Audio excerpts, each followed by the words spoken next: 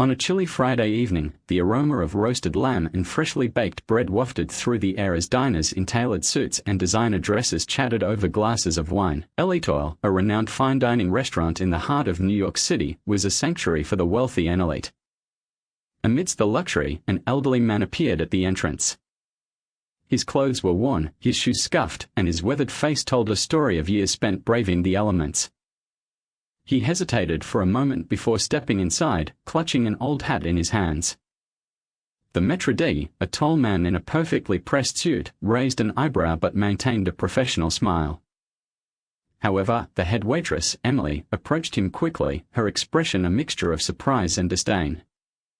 "Sir, I'm afraid we have a dress code," Emily said, her tone polite but cold. "You can't dine here like this." The old man looked at her, his pale blue eyes calm. "I'm not here to cause trouble. I just want to have dinner like anyone else." Behind Emily, the security guard, a muscular man named Marcus, folded his arms. "Look, buddy," he said gruffly, "this ain't a soup kitchen. You're not exactly the clientele we cater to." Several diners glanced toward the entrance, whispering among themselves. The atmosphere grew tense, with some frowning at the apparent disruption and others avoiding eye contact altogether. The old man sighed and reached into his coat pocket, pulling out a leather wallet that was as aged as he was.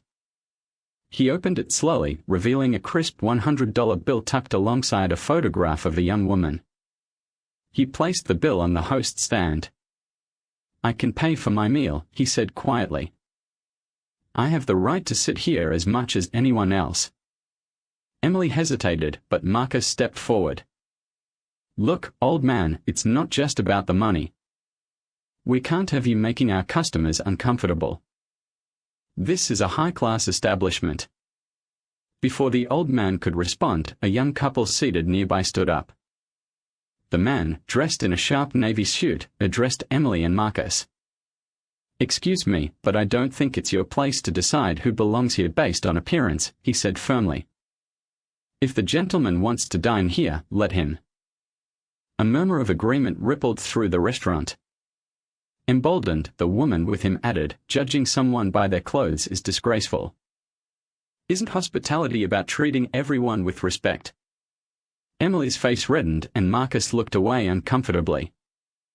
The old man smiled faintly and nodded at the couple. "Thank you," he said. "I appreciate your kindness." The maître d' stepped in, his voice calm and measured. "Please, everyone, let's keep this civil. Sir, we'll prepare a table for you right away." As the old man was led to a corner table, the couple who had defended him returned to their seats. The restaurant gradually resumed its lively chatter, though some guests continued to glance curiously at the new arrival. When the waiter approached to take his order, the old man pointed to a dish on the menu without hesitation. "The roast duck, please. And a glass of red wine." The waiter nodded, his demeanor professional but slightly warmer than before. As the old man waited, he stared at the photograph in his wallet, lost in thought. At the end of the meal, as the waiter cleared his plate, the old man handed over a credit card. "Keep the change," he said with a gentle smile. The night wore on, and as the old man rose to leave, the young couple who had defended him approached. "Sir," the man said, "we hope you enjoyed your meal." The old man looked at them, his expression thoughtful. "You two reminded me of someone I used to know," he said. "Thank you for standing up for me. It's rare these days." The couple watched as he walked out into the cold night, his figure disappearing into the crowd. But before he left, the man turned to the maître d' and handed him a folded note. When the maître d' opened it, his eyes widened. It was a letter of gratitude and a $500 tip for the staff. Outside, the old man paused on the sidewalk, gazing up at the restaurant's glowing sign. A faint smile crossed his lips before he disappeared into the city, leaving the diners and staff with a story they wouldn't soon forget. The following day, the staff at Elitoil buzzed with speculation about the mysterious old man. Emily, the head waitress, felt uneasy after her behavior the night before. Marcus, the security guard, remained indifferent, brushing off the incident as a one-time occurrence. But the maître d', Adrian, couldn't shake the image of the folded note and the generous tip. Who was this man, and why did he leave such a large amount? 2 nights later, as the restaurant thrived with its usual crowd of elites, the old man returned. This time, his appearance was slightly different. His coat was freshly cleaned, his shoes polished, though still old.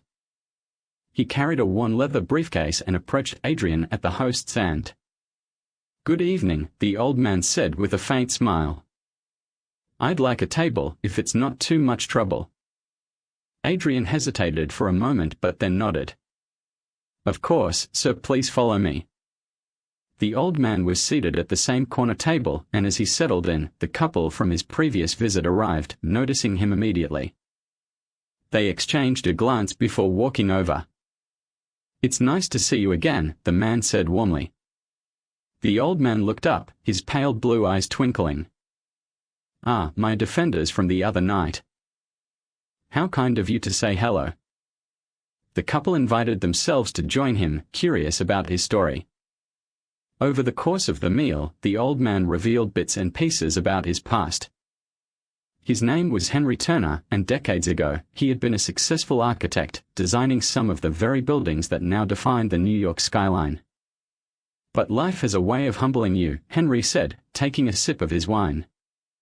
"After my wife passed, I lost myself. And when the recession hit, I lost everything else." The couple listened intently, their initial pity transforming into admiration. Despite his struggles, Henry exuded a quiet dignity, his words steeped in wisdom and experience. As the night wore on, Henry excused himself briefly, leaving his briefcase behind. Curiosity got the better of the young man, who glanced at the slightly open case. Inside was a stack of aged blueprints, meticulously drawn by hand. When Henry returned, the man couldn't help but ask, "Are these your designs?" Henry nodded. "They are. The dreams of a younger man. Some were built, others never left the page." The couple exchanged a look. The woman, an art dealer, saw immense value in the work. "Mr. Turner," she said, "have you ever considered showcasing these? Your designs are remarkable, they tell a story of their own." Henry chuckled softly. "Who would care about the dreams of an old man?" "We do," the man said firmly. "And I think others will too." A week later, the couple worked tirelessly to organize a small exhibition in the downtown gallery, showcasing Henry's blueprints alongside photographs of the buildings he had brought to life. Invitations were sent out to their network of friends and colleagues, and word spread quickly. The event was billed as The Forgotten Architect, a retrospective of Henry Turner's vision. The opening night drew a surprising crowd. People marveled at Henry's intricate designs, many remarking on their timeless beauty. Among the attendees were journalists, art critics, and even developers looking for fresh inspiration. Henry, dressed in a borrowed suit, stood at the center of it all, overwhelmed by the sudden attention. Emily, the head waitress, and Marcus, the security guard, were among the attendees, having been invited by the couple. Emily approached Henry, her expression apologetic. "Mr. Turner, I owe you an apology for how I treated you that night." Henry smiled gently. "It's forgotten, my dear. Sometimes, we all need a reminder to look beyond appearances." By the end of the evening, several developers had expressed interest in purchasing Henry's unused designs, while an art collector bought an entire set of blueprints for an eye-watering sum. The exhibition was a resounding success, and Henry was offered consulting roles by a few firms eager to tap into his genius. Months later, Henry Turner became a regular at Elitoil, his once-worn coat replaced by a tailored suit. But despite his newfound success, he remained humble. Every time he dined, he made sure to leave a generous tip for the staff and a kind word for those who served him. For Henry, life had come full circle, proving that even in the darkest times, a single act of kindness could reignite a spark long thought extinguished. Henry Turner's resurgence into the spotlight continued to gain momentum over the months that followed. His story of an architect who rose, fell, and rose again captured the hearts of many. Journalists covered his journey, framing it as a tale of resilience and the enduring value of craftsmanship in a world driven by trends. But while his professional life was thriving, Henry remained anchored in humility. He still preferred the quieter corners of the bustling city and never forgot the generosity of the couple who had stood up for him that fateful night at Etoile. One rainy evening, as he sat by the restaurant's window enjoying his usual roast duck, the maître d', Adrian, approached. "Mr. Turner," Adrian said, "there's a young man asking for you at the door. He says it's important." Curious, Henry set down his fork and followed Adrian to the entrance. There, he saw a nervous-looking man in his mid-20s, dressed in an oversized jacket and sneakers that had seen better days. "Mr. Turner," the man asked hesitantly. "That's me," Henry replied. "How can I help you, son?" The man fidgeted, holding a damp envelope. "My name is James. I read about you in the paper. I thought you might understand." He hesitated before continuing. "I'm an artist. Well, I want to be. But no one takes me seriously because I don't have the right connections or look the part. Your story gave me hope." Henry studied the young man for a moment, seeing a reflection of his younger self. "Come inside," he said warmly.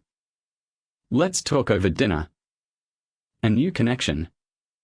James reluctantly followed Henry into the restaurant, aware of the curious glances from the diners. Adrian personally escorted them to Henry's usual table, and soon, the two were deep in conversation. James spoke about his struggles, balancing odd jobs to make ends meet while pursuing his passion for painting. He pulled out a small sketchbook from his jacket, showing Henry his work. The sketches were raw but brimming with potential. They captured the city's soul in ways Henry hadn't seen in years. "You've got talent, James," Henry said. "But talent needs opportunity. Let me help you." Over the next few weeks, Henry introduced James to the couple who had organized his own exhibition. Together, they curated an event for James, showcasing his work in a small but respected gallery. Henry attended the opening night, standing proudly beside James as the young artist sold his first piece. Building a legacy. Henry's act of mentorship didn't stop there. Inspired by his experiences, he founded a program for struggling creatives, architects, painters, writers, and more, offering them a platform to share their work and connect with patrons. The program, called Second Chance Studios, became a beacon for those who had been overlooked by society. Etoile played a significant role in this new chapter. The restaurant hosted monthly charity dinners where attendees could view works from the program's artists, with proceeds going directly to support them. Emily and Marcus, once skeptical of Henry, became some of the program's most enthusiastic supporters. Full circle. Years passed, and Henry, now in his 80s, found himself seated at his usual table in Etoile. The restaurant had changed in subtle ways. Its clientele now included artists, writers, and dreamers alongside its usual elite patrons. Across the room, James sat with his family, his young daughter clutching a children's book illustrated by her father. James caught Henry's eye and raised a glass in silent thanks. As Henry gazed out at the vibrant room, he felt a deep sense of fulfillment. His life, once marked by loss and solitude, had become a source of hope and inspiration for others.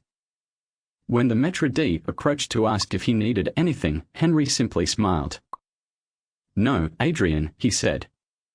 "For the first time in a long while, I have everything I need. A new beginning." That night, Henry left the restaurant with a plan. He would expand Second Chance Studios to other cities, ensuring that more people could find the opportunities they deserved. As he stepped into the cool night air, his steps were slow but steady, his heart light with the knowledge that even the smallest act of kindness could change lives. Years passed, and Henry Turner's name became synonymous with hope and second chances. Second Chance Studios grew into a national initiative, supporting thousands of artists, architects, and visionaries who had been overlooked or discouraged. Henry, though modest as ever, became a revered figure, often invited to speak at events and share his story of resilience and generosity. One evening, Henry sat in L'Etoile, now transformed in spirit and clientele.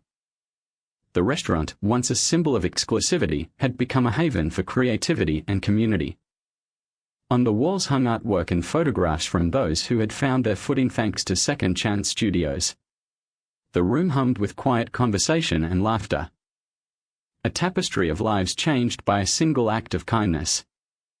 As Henry finished his meal, Adrian approached with a small, wrapped box. "Mr. Turner," he said, his voice tinged with emotion, "the staff wanted to give you something as a token of our gratitude." Henry unwrapped the box to find a bronze plaque. Engraved on it were the words, "To Henry Turner, whose kindness and vision reminded us to see the soul in everyone and everything." Henry's eyes glistened as he held the plaque. "This means more to me than you know," he said softly. That night, as he walked home through the city he had once helped build, Henry felt at peace. He had not only left his mark on the skyline but also on the hearts of those around him. A month later, the city unveiled a new park, designed to honor the contributions of those who had shaped its identity. At the park's entrance stood a statue of Henry Turner, depicted with his briefcase in one hand and a rolled-up blueprint in the other. Beneath the statue was a simple inscription: "It's never too late to build again." Henry attended the unveiling, surrounded by the friends, artists, and supporters he had gathered over the years. As the crowd applauded, he looked out at the faces before him, each a testament to the power of compassion and persistence. In his final years, Henry continued to mentor young talent and share his story. When he passed away at the age of 89, the city mourned the loss of a man who had taught them to look beyond appearances and believe in second chances. But his legacy endured in the park, in the program he built, and in the countless lives he touched. Henry Turner, once a forgotten architect, had become a symbol of what it means to build something truly timeless.